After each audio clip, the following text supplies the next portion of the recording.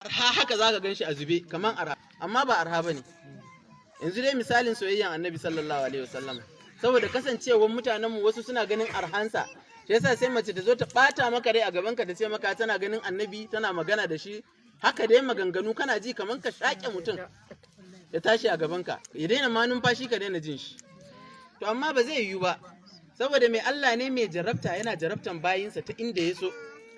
Ai shi Annabi sallallahu alaihi wa sallama, billahi allazi la ilaha illa huwa, daga ran da idanuwa suka ganshi, to daga ranan baki kuma ya rufu. Daga ran da idanka ya dauru akan zatin manzon Allah sallallahu alaihi, kowaye kai. Yanzu misali zaka je wajen wani waliyi ko wani malami ya ce maka je na hira da Annabi ne, ko da wasa. Muhammadu kawai idan ka kira wani mutumin zaka ga yadda yake jijjiga, saboda ka kira mishi abin da ba zai iya jurewa ba. Barantana ya buɗe baki ya ce zai maganansa. Wallahi mu kiyaye kanmu da irin waɗannan mutanen. Su ma kansu suna nan a cikin wai suna wazifa, wai suna lazimi, amma kuma suna shiga wani hanya wanda su kansu ba su sani ba. Waɗansu abubuwan halittu ne suke shiga cikin jikunansu su ɓata musu idanuwa ko su ɓata musu ganinsu, ba mu sani ba. Allah ya kiyaye, Allah ya shiryar da su. Amma ina jan hankalinmu. Lamarin Annabi ba lamarin wasa bane. A misali guda ɗaya da zan ba mu cikin lamarin manzon Allah, duk da dai lokaci ya kusa, lokacin tashi ya kusa, mangariba ta kawo kai.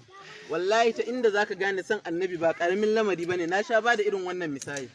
Wani bawan Allah a cikin mutanen Bani Isra'ila da Allah ya halice shi. Shi ya zamto mutumin nan bayi da aiki sai saba ma Allah. A haka sai da ya shekara 200 a rayuwarsa yana saba ma Allah. Duk wanda ya san shi ya mishi shaidan sabon Allah ne.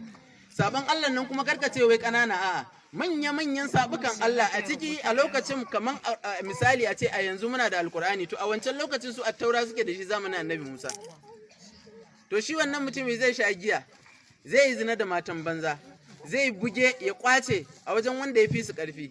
Duk abin da ka san Allah ya hana zai kuma ba yadda aka iya da shi. A takaice ƙarfin shi ya fi na kowa a lokacin. Duk wanda ya tunkare shi faduwa zai yi. To shi kenan ana cikin wannan lamari sai Allah ya yi wannan bawa nasa mutuwa. Da ya rasu, mutanen Bani Isra'ila